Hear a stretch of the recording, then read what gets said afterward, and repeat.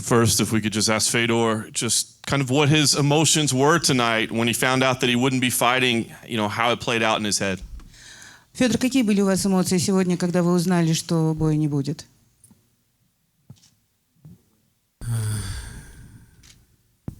Первое, что первые эмоции, которые испытал, конечно, удивление. The first emotions, that was a big surprise. Когда Скотт сказал, что мы это уже отвезли в больницу. When Scott told that Matt got to the hospital. Это жизнь, надо все принимать так, как есть. But that's the life, and we have to accept it the way it is. Произошло то, что может случиться, в принципе, с каждым в любой момент. That can happen with anybody at any moment. There were talks of maybe trying to get a late replacement opponent. People like Chael Sonnen and Tito Ortiz said that they would step in. Would you have preferred to fight somebody like that on short notice, or are you fine with the way it happened to not compete? Были разговоры. I'd like to interject.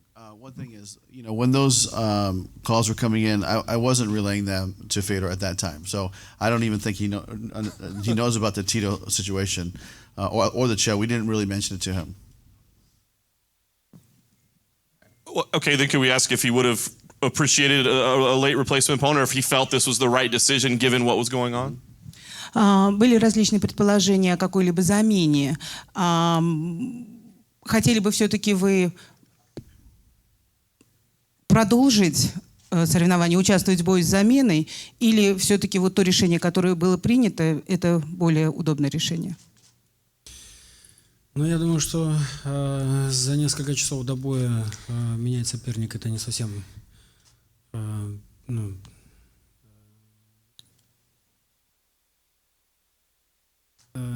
правильно. Well, I think it's not really very right to change the opponent just in few hours before the fight at such a short notice. Поэтому мной и руководством Bellator было принято решение перенести бой.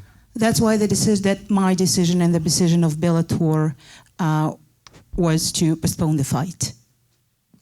Thanks, Fedor. Scott, if I just could quickly follow up with you, maybe if you could explain the rationale between just deciding not to try to throw somebody in there, and also, we've seen nights like tonight impact some other promotions pretty bad. Cripple some promotions. Can you talk about what the impact was for Bellator tonight, and moving forward as well?